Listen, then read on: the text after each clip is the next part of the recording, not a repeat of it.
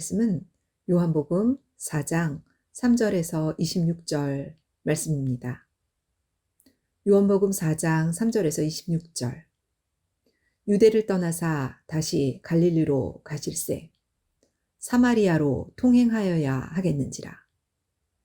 사마리아에 있는 수가라 하는 동네에 이르시니 야곱이 그 아들 요셉에게 준 땅이 가깝고 거기 또 야곱의 우물이 있더라. 예수께서 행로에 고나여 우물 곁에 그대로 앉으시니 때가 제60쯤 되었더라. 사마리아 여자 하나가 물을 길러 왔음에 예수께서 물을 좀 달라 하시니 이는 제자들이 먹을 것을 사러 동네에 들어갔음이러라. 사마리아 여자가 가로되 당신은 유대인으로서 어찌하여 사마리아 여자 나에게 물을 달라 하나이까 하니 이는 유대인이 사마리아인과 상종치 아니함이러라.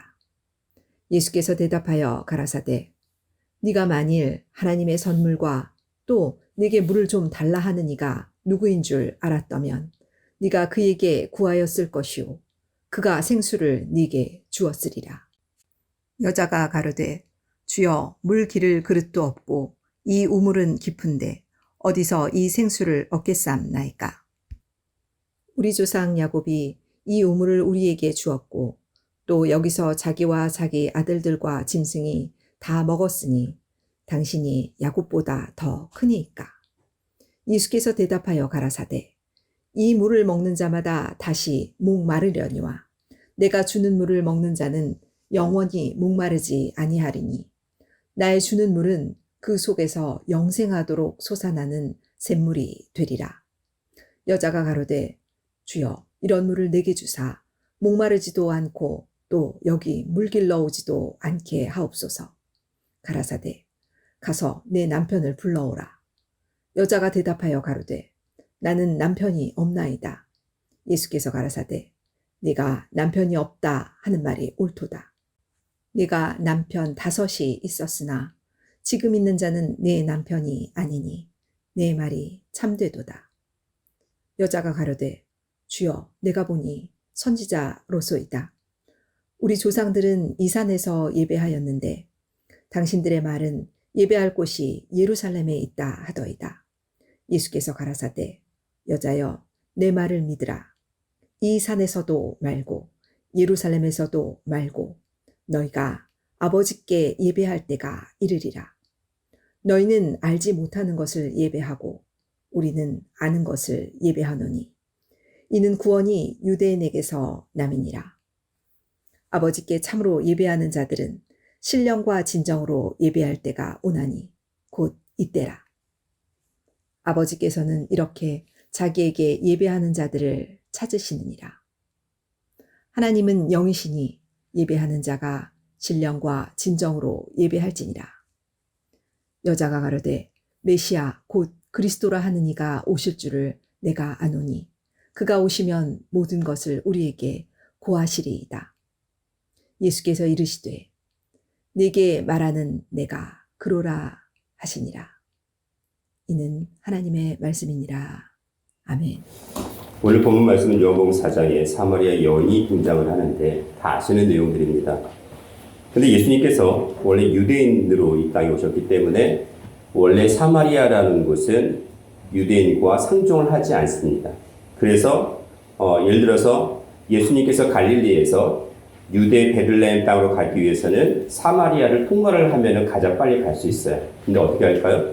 상종을 할 수 없기 때문에 유대인들이면 보통 사마리아를 삥 둘러서 베들레헴 땅으로 가는 거예요. 엄청난 그 고생에도 불구하고 그렇게 하는 것이 유대인의 전통입니다. 근데 유대인으로 오신 예수님께서 사마리아 땅으로 통행합니다. 통행을 하고 그리고 야곱의 우물가라는 곳에서 지금 몇 시에냐면 제6시인데 제6시는 이스라엘 시계로 제6시는 한국 시계로 보면은 6시를 더 해야 돼요. 6시간 차이가 나니까. 그러면 몇 시가 될까요? 낮 12시 정오예요. 해가 쨍쨍 뜨는 정오입니다. 그때 예수님께서 사마리아의 그 우물가에서 누구를 기다리고 있습니다. 그것이 바로 예수께서는 여기서는 6절 말씀 보니까 피곤하셔서 우물 곁에 그대로 앉아 계신다고 됐는데 때가 제 6시쯤 정오가 되는 때입니다. 이때에 사마리아 여자 하나가 물을 길러 지금 그 우물가로 나오는데 이 당시 사마리아 여자는 물을 길러 나왔음에도 불구하고 거기에 그 물을 길러 온 여자가 지금 물 길러 오는 그릇이 있어요, 없어요? 11절 말씀 보니까 여자가 가로되 주여 물 기를 그릇도 없고 이 우물은 깊은데 어디서 이 생수를 얻겠사옵니까? 물을 길르러 왔는데 물을 길를 그 그릇이 있어요, 없어요? 없어요. 그럼 물을 기를 수 있는 상황이 아님에도 불구하고 여자가 햇빛이 쨍쨍 쬐는 정오인 낮 12시에 여자가 나왔습니다. 유대인들은 특히 이 당시 이 지역에 있는 사람 사마리아인들도 그렇고 낮 12시에는 어떻게 해요? 집에 들어가서 쉼을 쉬어야 돼요.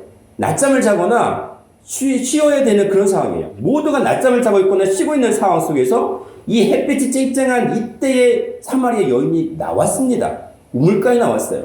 근데 또 그때에 예수님께서 우물가 옆에서 그 여인을 기다리고 있었어요. 이게 무슨 상황입니까? 자, 그런데 예수님께서 7절 말씀 보니까 그 여인에게 뭐라고 하시냐면 물을 좀 달라. 내게 좀 물을 좀 달라라고 하세요. 사마리아 여인이 나왔던 그 여인의 심정이 어땠는지 모르겠지만 물을 달라고 하십니다. 그래서 9절 말씀 이렇게 얘기를 해요. 사마리아 여자가 가로되 당신은 유대인으로서 어찌하여 사마리아 여자인 나에게 물을 달라 합니까? 유대인들이 사마리아와 상종하지 아니함을 전부 다 알고 있는데 왜 사마리아 여인이 나에게 물을 달라고 합니까? 근데 뭐라고 하시냐면 10절 말씀에 이렇게 얘기하세요. 예수께서 대답하여 가르치되 내가 만일 하나님의 선물과 또 내게 물을 달라는 네가 누구인 줄 알았다면 내가 그에게 구하였을 것이요 그가 생수를 내게 주었으리라. 보세요. 하나님의 선물이 무엇인지 알았다면 그리고 물을 달라는 내가 누구인지를 알았다면 네가 나에게 뭘 구했을 거라고? 생수를 구하면 생수를 내게 주리라고 말씀을 하세요. 자, 그럼 하나님의 선물은 무엇입니까? 갑자기 하나님의 선물 얘기해요.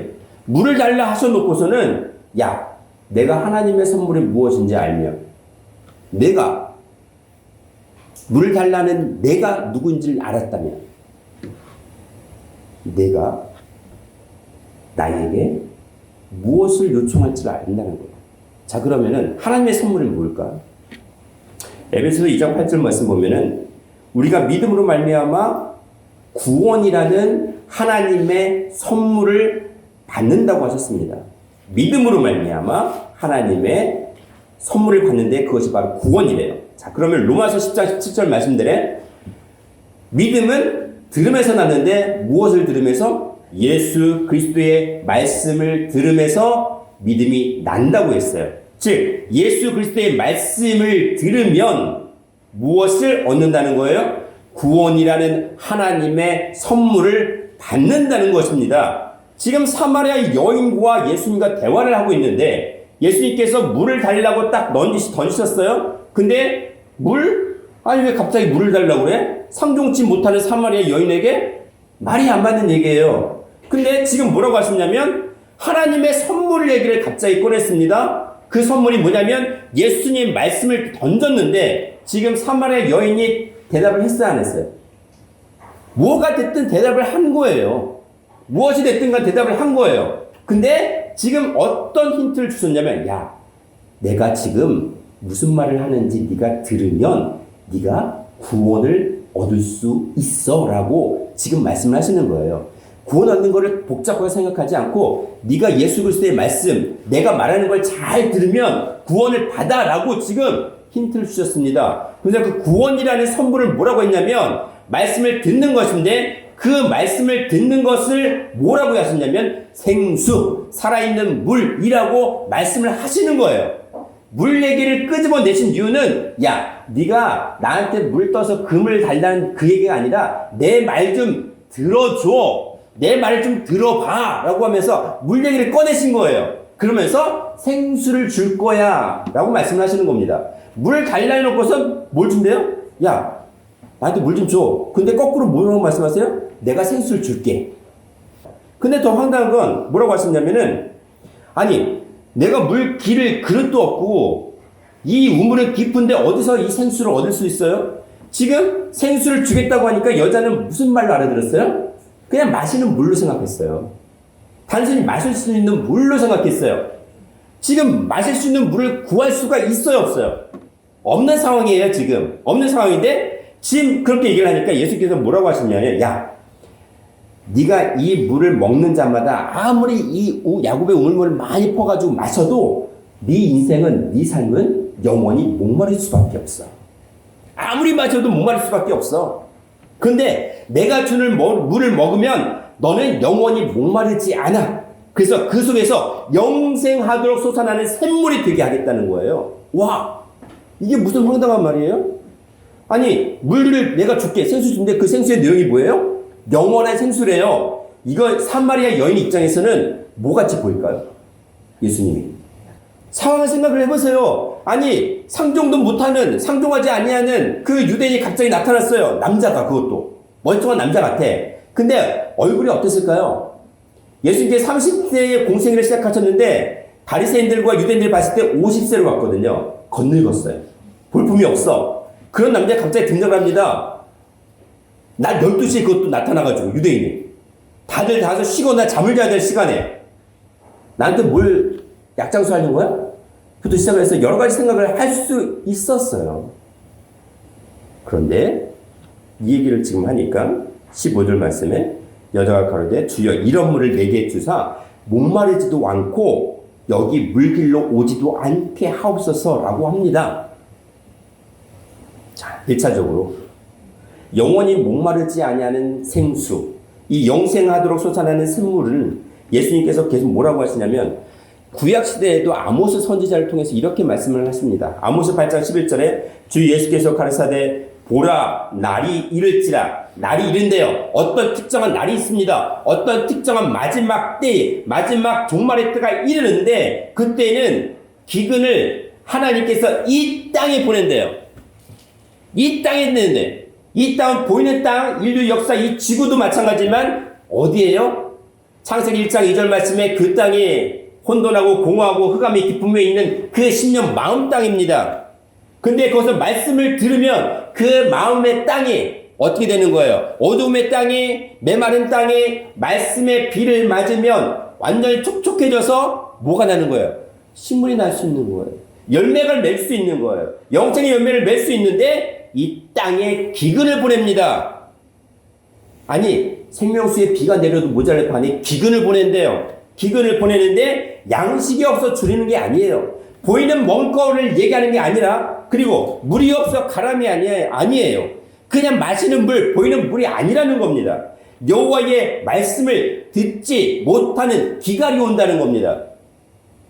우리가요, 지금 이 땅이 어때요? 이 세상이 어때요? 가면 갈수록 메말라져 있어요. 가면 갈수록 사랑이 식어지고 있습니다.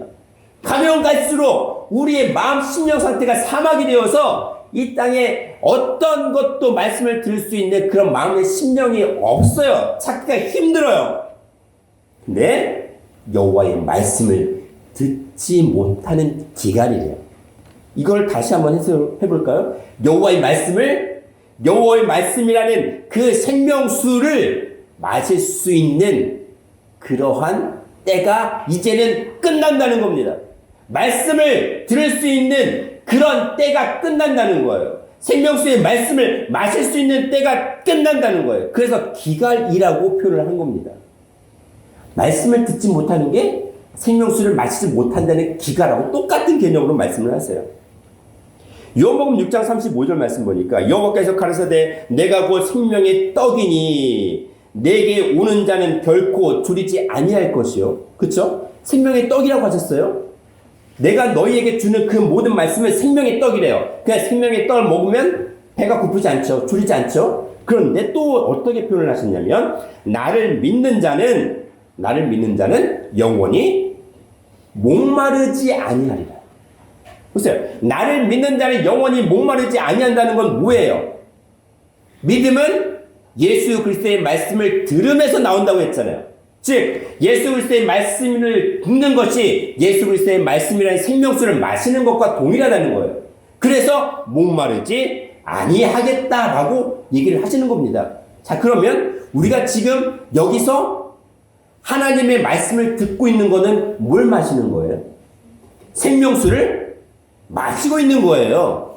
예수님께서 사마리아 여인에게 갑자기 나타나셔서 말씀을 하기 시작하셨죠. 자, 그러면 그 여인은 뭘 마시기 시작한 거예요? 생명수를 마시기 시작한 거예요. 하나씩 예수님께서 야, 내가 누구인지를 하나씩 보여주시고 계시는 겁니다. 지금 우리에게도 마찬가지예요. 요한복음 7장 37절 38절 말씀에 명절 끝날 곧 큰 날에 예수께서 서서 외쳐 가르사대 누구든지 목마르거든 내게로 와서 마시라. 자, 그러면 예수께서 물장수예요? 물 주시려고 하는 거예요? 그게 아니잖아요. 누구든지 목마르거든 내게로 와서 마셔라. 야, 누구든지 그 영혼의 갈급함이 있고 그 심령이 완전히 바싹 마른 자들, 영혼이 죽어서 그걸 어떻게 다시 한번 살 수 있는 기회가 없는 그 모든 자들은 다 내게로 와라. 너에게 하시는 그 모든 말씀으로 너희를 어떻게 하겠다? 살리시겠다고 하시는 거예요. 나를 믿는 자는 성경의 이름과 같이 그 배에서 생수의 강이 흘러나리라. 믿는 자라는 거예요. 자, 물을 마시는 것, 목마른 자가 물을 마시는 것은 무엇이냐면 믿는 자라고 계속 말씀하세요. 믿는 자. 로마서 10장 17절에 그 믿는 자가 예수 그리스도의 말씀을 듣는 것에서 믿음이 나온다고 한 것처럼 뭐 하라는 얘기예요? 말씀을 들으라는 겁니다. 말씀을 들을 수 있는 귀가 있어야 된다는 얘기를 계속하고 계세요. 자, 그러면 예수 그리스도의 말씀을 듣는 것이 생명수라고 했어요. 너희 속에 그 말씀이 너희 귀를 통해서 들을 수 있는 귀가 있다면, 깨달을 수 있는 귀가 있다면 너희 심령 속에 영원히 목마르지 않는 생명수가 되게 하겠다. 죽지 않고 영원히 살게 하시겠다고 말씀을 하시고 계십니다.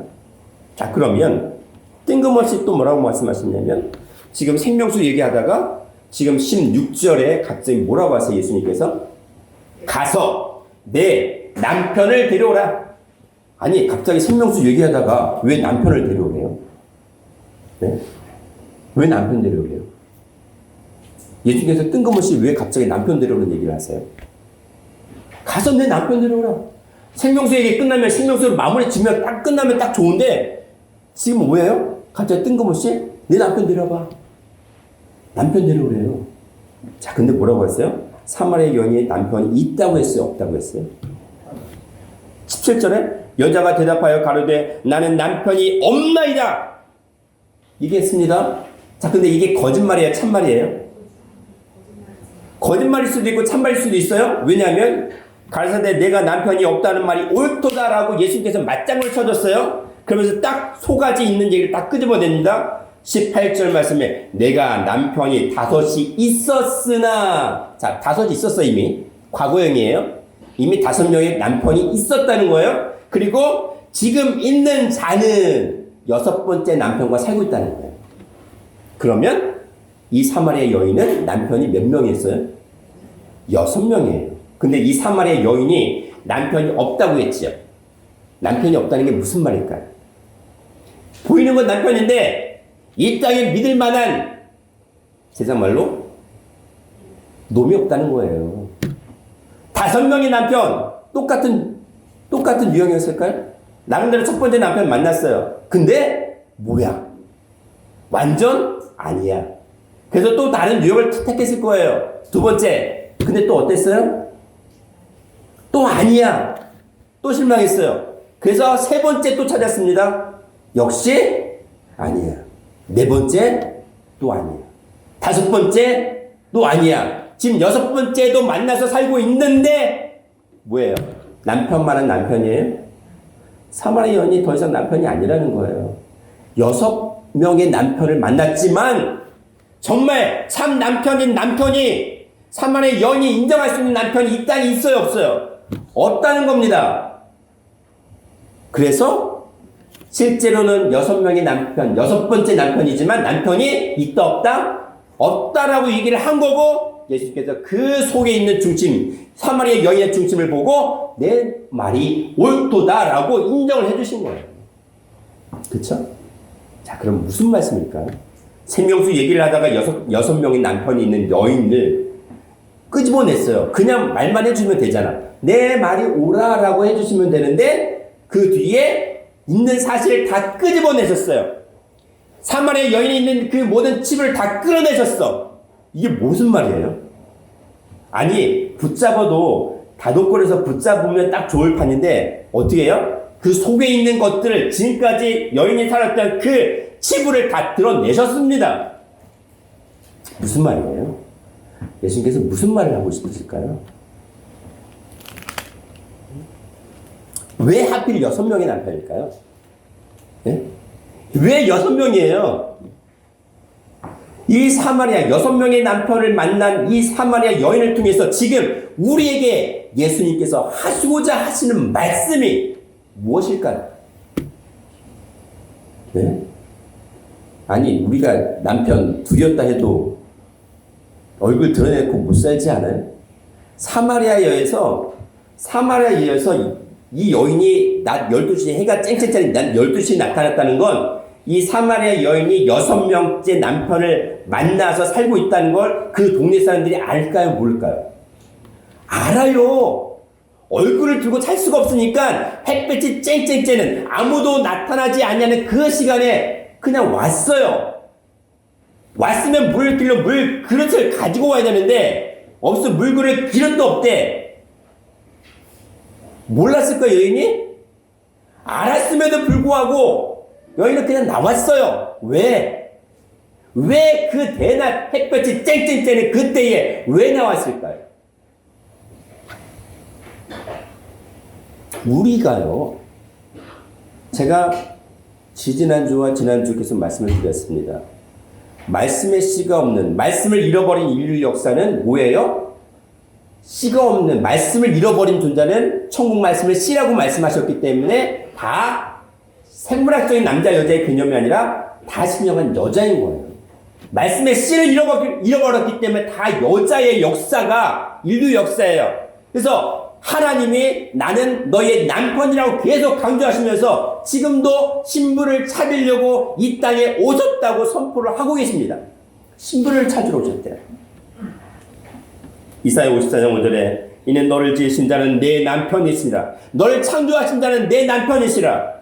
이 그 이름은 만군의 여호와시며 내 구속자라라고 하셨습니다.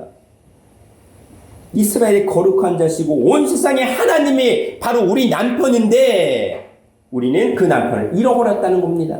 오히려 그 남편을 놔두고 도망쳤다는 겁니다. 예레미야 3장 14절 말씀에 여호와가 말하노라 배역한 자식들아 돌아오라 나는 너희 남편입니다. 돌아오래요.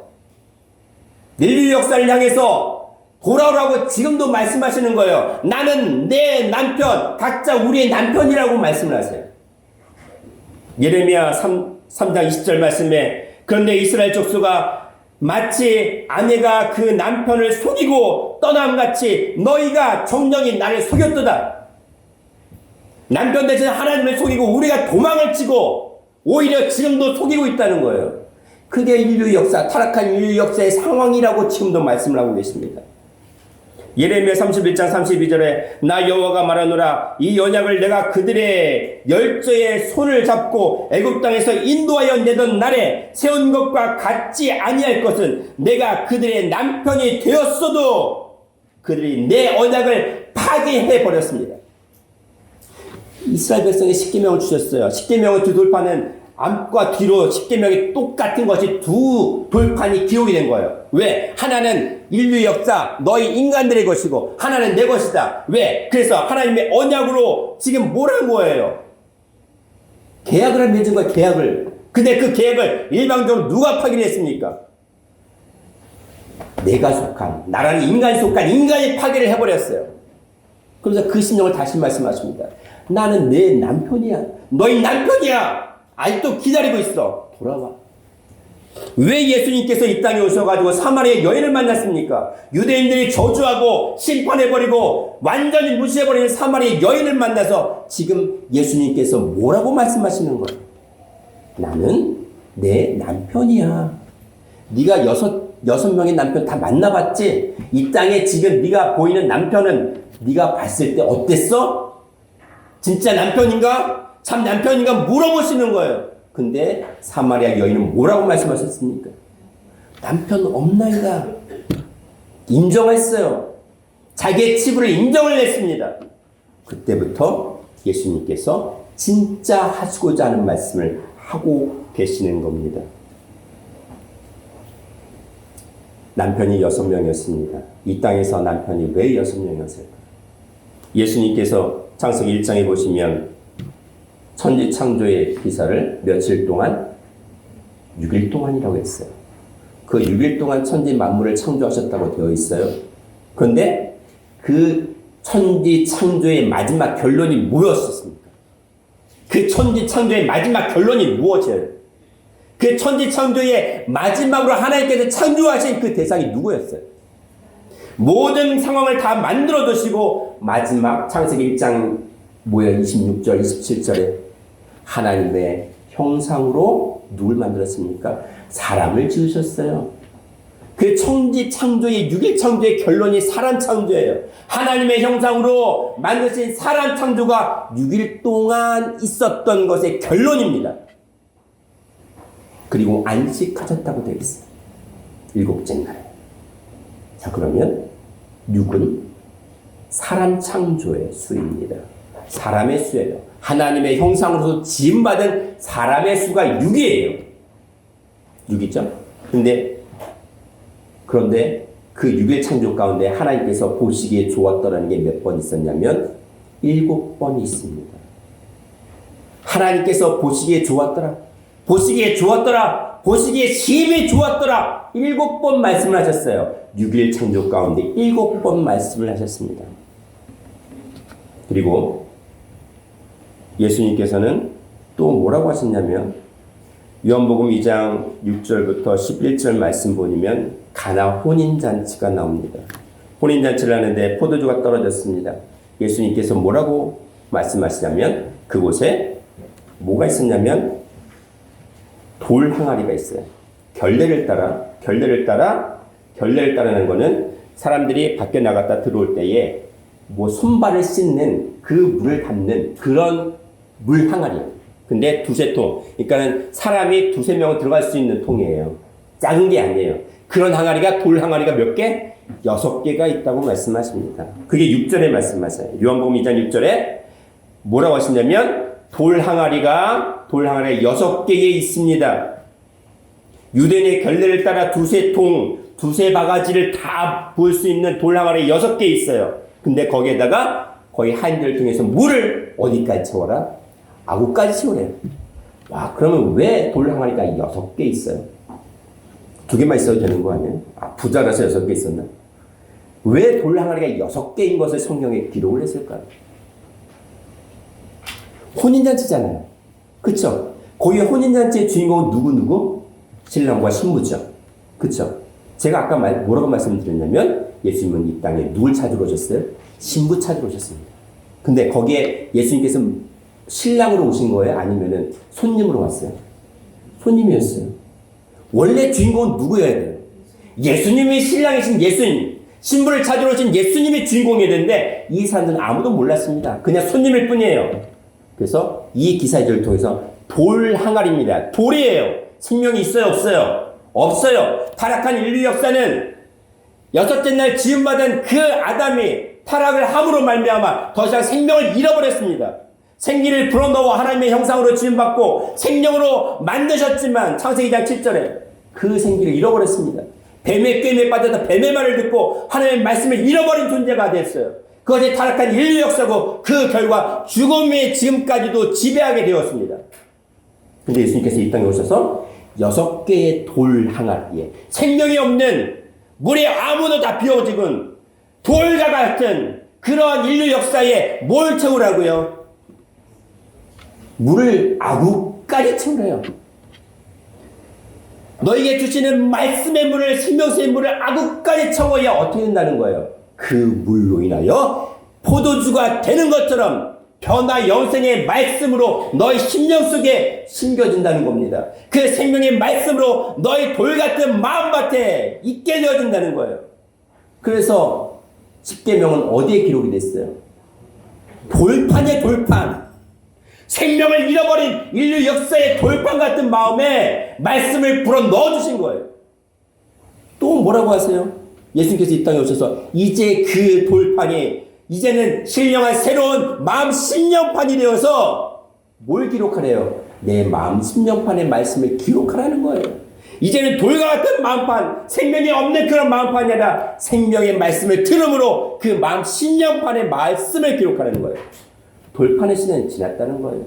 돌 항아리 같은 6개 6천 년의 인류 역사가, 타락한 인류 역사가 생명의 말씀을 아구까지, 예수 그리스도의 분량까지 우리가 말씀으로 자라가면 그냥 물이 포도주로 변화되는 것처럼 우리가 죽을 수밖에 없는 몸이 영생의 변화의 몸으로 바뀐다는 거예요.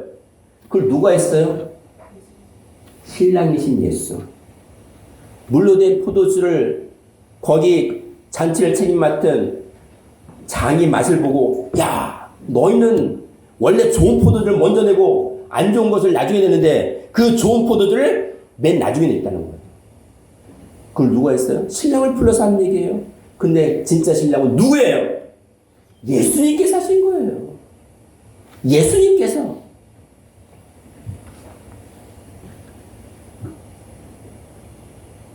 요한계시록 13장 16절부터 18절 말씀에 보면은 짐승의 표가 나옵니다. 마지막 때에 짐승의 표를 받으면 어떻게 된다고요? 구원받지 못한다는 얘기예요. 근데 그 짐승의 표는 짐승의 수라고 하시면서 짐승의 이름이라고 말씀하십니다. 우리가 짐승의 수, 짐승의 이름이라고 말씀하시는데 짐승은 어떤 거예요? 보이는 짐승이에요? 네? 우리가 보이는 짐승이에요? 옛날 제가 어릴 때만 하더라도 야! 진짜 사람 같지 않은 사람을 짐승 같은 사람이라고 했습니다. 자, 지금은 더 타락했어요. 짐승보다 못한 사람이라고 말을 해요. 전부 다 말이 있어. 치가 있다고 하잖아. 그쵸? 짐승보다 못한 존재로 타락한 게 인류 역사라는 거예요. 시편 49편 12절 20절 말씀 보면 존귀의 처하나 하나님의 형상으로 짐을 받았지만 깨닫지 못하는 자, 말씀을 들어도 깨닫지 못하는 자는 멸망하는 짐승 같도다라고 했습니다.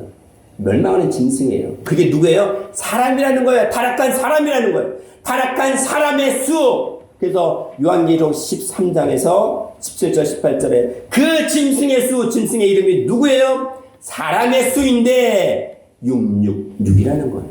왜 666이에요? 여섯째 날 지음받은, 하나님의 형상으로 지음받은 그 사람의 영과 혼과 육이 다 타락을 했기 때문에 666입니다. 사람의 영과 혼과 육 3번 타락이 있었기 때문에 666인 거예요. 그래서 하나님은 이 666 영과 혼과 육이 타락한 인류 역사를 구원하시기 위해서 어떤 하나님으로 나타나셨어요? 성부, 성자, 성령, 삼위일체 하나님으로 나타나셨습니다. 타락한 영혼 육이 공허, 혼돈, 흑암이 기품에 있는 그러한 심령으로 나타나신 것처럼 하나님은 어디에 거하세요? 왕상 8장 27절에 하늘과 하늘들의 하늘이라도 하시면서 하늘에 거하신 하나님으로 나타나십니다. 예수님께서는 인류 역사를 구원하시기 위해서 십자가에 달리셨어요. 근데 십자가에 달리신 예수님께서 몇 시간 동안 달리셨나요? 마가복음 15장 2절, 25절 말씀 보시면 제3시에 십자가에 달리셨다고 되어 있습니다. 제3시에 십자가에 못 박히셨어요. 제3시가 아까 몇 시라고 했죠? 6시를 더 더하면 9시. 아침 9시에 십자가 달리셨습니다. 누가복음 23장 44절 말씀에 보시면 제6시부터 9시까지 어두워졌대요. 그 9시까지 십자가 달리셨다는 건데 제 6시는 아까 말씀을 드린 것처럼 6시를 더하면 정오죠. 아침 9시부터 정오 12시까지는 해가 쨍쨍했는데 그 다음에 그 12시부터 정오부터 그 다음에 3시니까 또 어떻게 돼요? 지금 거기에 9시니까 거기에 6을 더하면 15시니까 오후 3시죠. 오후 3시까지는 어둠이 있다는 겁니다. 그래서 6시간 동안 십자가에 달리신 거예요. 6시간 동안 십자가에 달리셔서 몇 마디 하셨어요? 7말씀 하셨죠. 왜 6시간이 하필이면? 타락한 인류 역사의 수예요. 타락한 인류 역사의 그 인류 역사를 구원하시기 위해서 6시간 동안 십자가에 달리셔가지고 몇 말씀 하셨다고요? 7말씀 하신 거예요. 왜 7말씀이에요? 창세기 1장 아까 제가 말씀을 드렸습니다. 6일 동안 보시기에 주었더라가 7번 있다는 거. 6시간 동안 7말씀을 하신 게 그냥 우연의 일치일까요? 7이라는 수 자체가 그냥 7말씀을 하셨다는 게 중요한 게 아니라 인류 역사에 이 땅의 수는 동서남북 4잖아요. 그렇죠? 이 땅, 타락한 땅을 나타내는 거 4잖아요. 근데 3일째 하나님이 이 땅에 오셨습니다. 그렇죠? 하늘에 계신 하나님이 3일째 하나님이 하늘의 완전수 3위 이 타락한 인류 역사를 만나기 위해서 이 땅에 오신 것, 만나주신 것이 7이에요. 7말씀이 그냥 나온 게 아닙니다. 7이라는 수가 그냥 나온 거예요. 우리를, 피조물인 우리를 창조주가 만나주신 사건입니다. 타락한 땅을 하늘이 만나주신 사건이에요. 이 타락한 땅을 하늘되게 하기 위해서, 이 사망할 수밖에 없는 멸망의 인류 역사를 영원히 살게 만드시기 위해서 이 땅에 오신 거예요. 그래서 7말씀을 하신 거예요. 6시간 동안 7말씀 하셨습니다. 타락한 인류 역사, 6천년의 역사를 6시간으로 말씀하신 겁니다. 타락한 인류 역사를 6일이라고 말씀을 하신 거예요. 타락한 인류 역사를 6개의 돌 항아리라고 말씀을 하신 겁니다. 거기에 하나님의 말씀의 물을 채워서 변화 사건을 이루시겠다는 것처럼 사마리아 여인에게 말씀을 하십니다. 내가 남편이 6이 있었지만 참 남편은 아무도 없다라고 하셨어요. 우리가 이 땅에서 많은 노력을 해요. 많은 성공을 하려고 합니다. 잘 살아보려고 합니다. 이왕이면 멋지게 살려고 합니다. 이왕이면 많은 부를 축적해서 정말 누가 보더라도 정말 자랑할 수 있는 그런 권력과 명예와 부를 우리는 축적을 하려고 해요. 그런 그 모든 것을 나타내는 것이 이 땅의 남편입니다. 보이는 남편을 말씀드리는 게 아니에요. 보이는 남자 여자를 말씀하는 게 아니에요. 이 세상을 살아가는 그 모든 것이 6이라는 수에, 타락한 수에 다 들어가 있어요. 이것은 아무 의미가 없는 겁니다. 그렇게 잘해서 무엇이 결론으로 끝나는 겁니까? 죽음의 결론 아니에요? 아무리 잘 살아도 1000만 원짜리 음식을 먹어도 뭘로 끝나요? 그냥 똥으로 나오는 것밖에 없어요. 죽음으로 끝난 것밖에 없어요. 그래서 그 사마리아 여인에게 예수님께서 나타나신 이유는 뭐예요? 이 땅에서 아무리 좋은 사람 만나도, 좋은 것을 먹어도, 좋은 것을 입어도, 좋은 집에 살아도 만족이 있어요, 없어요? 없어요. 누굴 만나야 돼요? 참 남편 대신 예수님을 만나지 않으면, 참 남편 대신 예수의 말씀을 듣지 않으면 그 모든 갈증은 해결될 수 없다는 것을 여기서 보여주고 계십니다. 요한복음에서 지금 4장에서 사마리아 여인에게 예수님께서 하신 말씀의 결론이 뭐냐면 25절 26절 4장 요한복음 4장 25절 26절에 여자가 가로되 메시아 곧 그리스도라 하는 이가 오실 줄을 내가 아노니 그가 오시면 모든 것을 우리에게 구하시리다. 26절에 예수께서 이르시되 내게 말하는 내가 그로라. 지금 너에게 말하는 내가 바로 그야. 그가 뭐냐면 이사야 41장 4절에 이 일을 누가 행하였느냐, 누가 이루었느냐, 누가 태초부터 만대를 명령하였느냐, 나 여호와라. 태초에도 나요 나중에 있는 자에게도 내가 곧 그니라. 내가 곧 그라고 말씀을 하십니다. 이사야에서 말씀하시는 그라는 증거는 창조주 하나님이시고 우리의 구원자신 그라는 거예요. 너라는 육이라는 너의 타락한 인류 역사 가운데 하나님께서 나타나셔서 그의 역사를 만드시겠다는 겁니다. 나라는 역사가 아니라 내가 죽을 수밖에 없는 그의 역사가 아니라 하나님이 그의 역사로 너희를 만드셔서 하나님의 역사로 결론을 맺으시겠다는 거예요. 영생으로 결론을 맺게 하시겠다는 거예요. 그래서 역사라는 히스 스토리는 창조주 하나님의 이야기, 그의 이야기인 거예요. 그래서 이 스토리예요. 우리의 삶이 죽음으로 끝나는 내가 아니라 누구의 역사가 되야 되는 거예요? 그의 이야기를 증거하는 그의 역사, 히스토리가 되야 되는 거예요. 그래서 우리는 누구를 만나면 생명수 말씀을 주시는 예수님을 만날 때만이 우리는 그의 역사에 동참해서 영생을 우리는 누릴 수 있다고 지금 이 땅에서 지금 이 순간에 결론을 내리고 계십니다. 이제 우리는 요한복음 19장 38절에 내가 목마르다. 십자가상에서 5번째 하신 말씀이시잖아요. 내가 목마르다. 예수님께서 목마르다 하신 말씀이 아니라 인류 역사가 목마름에도 불구하고 영적인 갈증을 느끼고 있음에도 불구하고 찾지 못하는 그것을 예수께서 대신하시는 말씀이에요. 내가 목마르다. 너희가 말씀을 들었는데 듣지 못하니까 예수님께서 그 말씀을 대신 꺼내놓으시는 거예요. 내가 목마르다. 이제 영적인 그 갈급함을 예수님의 말씀을 통해서 해결받고 영생을 받아 누리는 모든 성도들이 되기를 주님의 이름으로 축원하겠습니다. 기도합니다. 사랑과 내가 충만하신 하나님 아버지, 내가 목마르다. 내가 목마르다. 우리의 영적인 갈증을 예수님께서 십자가 고통 가운데서도 대신 말씀을 꺼내놓으시고 그 영적인 갈급함을 예수 그리스도의 보혈의 피로 이 땅에 해결하여 주셔서 또한 그 길을 열어주심으로 영생에 이를 수 있는 그런 문을 우리에게 허락하시니 감사를 드립니다. 더 좋은 약속, 하나님께서 약속하신 약속은 이것이니 영생이라고 하였습니다.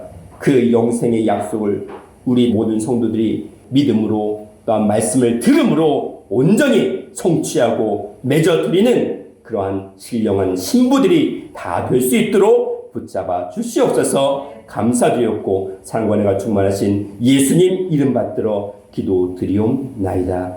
아멘. 하나님께 영광의 박수 올려드립니다. 감사합니다.